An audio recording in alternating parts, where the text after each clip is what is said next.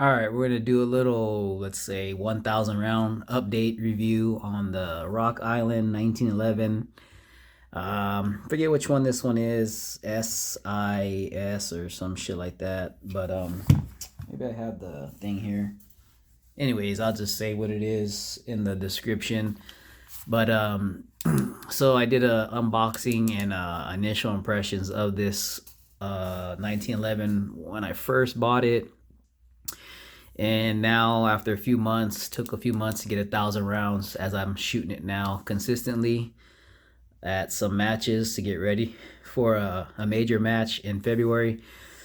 So we'll just kind of go over things real quick on why I bought it. It is a little cheaper than some of the other guns.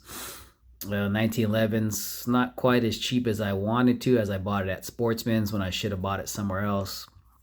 But kind of the reason why I picked this one was to just buy something a little cheaper that supposedly was pretty reliable and already had adjustable sights and a fiber optic front sight instead of the blacked out sights that are set or whatever, because I wanted the fibers. So try to save about $100 or so with the sights, with the grips, and with the flared Magwell, which probably would have been another 150, $200 or so with the grips and the flared Magwell from, I think, Techwell or whatever, like I got on the Kimber.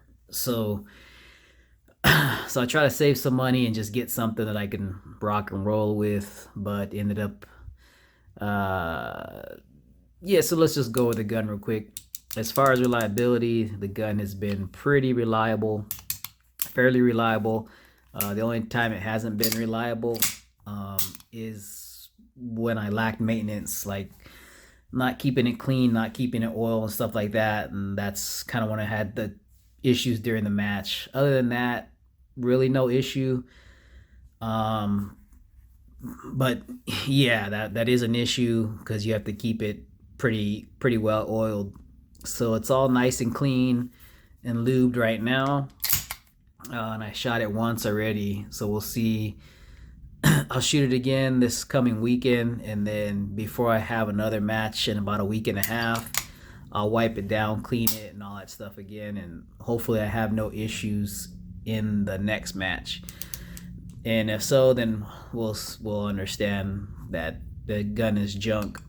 But so a few things I wouldn't, if I would have known what I know now, I wouldn't buy this gun again. I would buy something a little bit more expensive, like a Smith and Wesson, whichever one of their 1911s and 45, instead of getting this.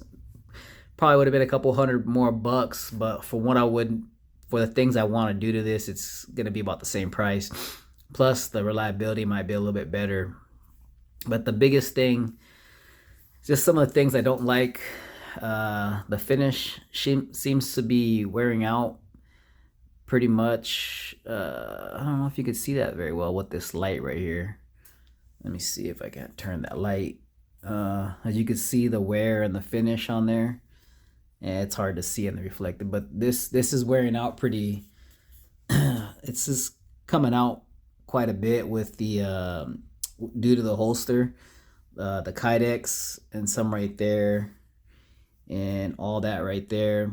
So the finish isn't that great, and it's yeah, it's not holding up very well. But the biggest thing that I don't like about this was the Magwell. Even though this is like a flared Magwell, when I tried to take it's small. It's flared, but it's not real small, not real big.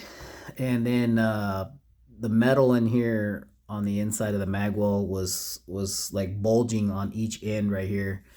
So as you put the magazine in right here, you can start to feel quite a bit of resistance. And then also this was blocked and squared and sticking forward of the Magwell, And so when I went to go do some mag changes, it would get caught up on the lips of the magazines right there and on the back. So I had to take the Dremel on a file and like file it down quite a bit. And now you can see I got it to loosen up quite a bit, and it's not getting hung up on that metal anymore. But not only was that kind of wasn't aligned or nothing in there, so it was kind of making this useless. But another thing is when I tried to swap out the parts with this Magwell, or yeah, I think it's Magtech or Magtech flared Magwell, whatever. So it's the grips, the G10 whatever the hell grips, and then the super flared Magwell, and it being both full size versus full size. It should have been able to fit directly on here, but it wasn't, because the bottom of the frame was sticking out more or whatever. So when I went to put the grip on, lined up with here, it wasn't there was more metal sticking out past this, so this wasn't going in flush. So I mean, I guess I could have fit it by filing it all down and making it smooth, taking it down and then being able to put those in there, but kind of didn't want to keep doing that. So I just stuck with this and just keep this gun the way it is. So yeah, so that being the biggest issue. And then the trigger wasn't that freaking great either.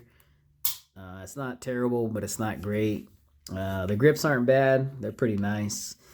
The ambidextrous safety, a little thin compared to this other one here, but nonetheless it still works just fine. But yeah, the biggest issue is just mostly the frame and the fitting of everything. Everything, I mean, the fit and all that is pretty solid. It's pretty heavy and all that stuff, but just that alone, not being able to change out the grips and add an aftermarket flared Magwell was the biggest issue. Possibly I could have done the Magwell with the mainspring housing, but I'm not entirely sure that would have lined up either. You know what I mean? Seeing how it had to basically go up against the edge of the frame. So I'm not entirely sure if that would work either. And I mean, I kind of was gonna buy one, but it'd have been $100 and some bucks. So, but for what it is now, I just went ahead and just left it.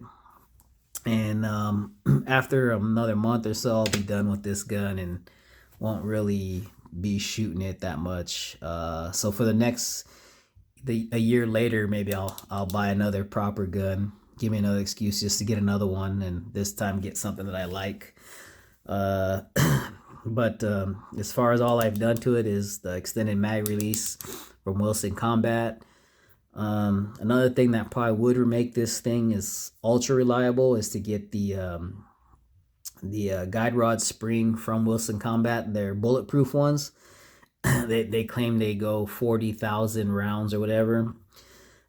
It's what I put in the Kimber, and this damn thing is bulletproof. No issues at all. No ejection, feeding, nothing. Even ran it for 2 days, 15 stages or some shit like that, 400 rounds, and I don't even know if I cleaned it leading up to the match. But yeah, this thing is, say what you want about Kimber. This one is 100% reliable, as I've changed a lot of the parts out on the inside, which I'm sure I could do with this too, but what for? It's not even something I give a shit about. So, you know, but there you have it. 1,000 rounds. Not really any issues other than running it when it's dry and possibly dirty. And then the flared Magwell, the Magwell issue and stuff like that. I mean, it's probably pretty cool for, I mean, if you get it cheap or whatever.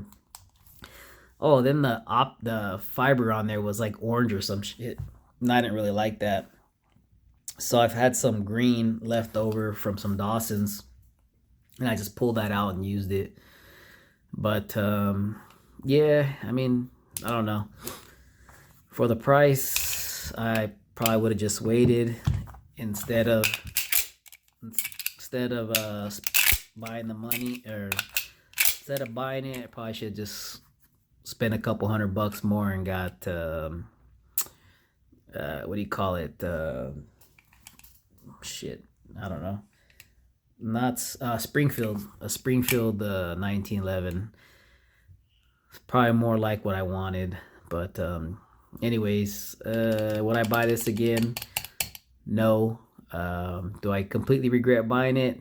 No, but I wouldn't buy it again. There's probably better options, and you're gonna have to spend money on it to get it the way you want it. So might as well get the gun you want, then buy the right parts for it, Wilson Combat and whoever else, and then go from there. But yeah, there's about 1,000 rounds. I should have another 1,000 rounds on it by the end of February, so it'll be 2,000 plus a major match. Maybe I'll give another update on there, see if I change my mind, but probably won't. So anyway, 1,000 rounds. Probably wouldn't buy this again. All right, thanks.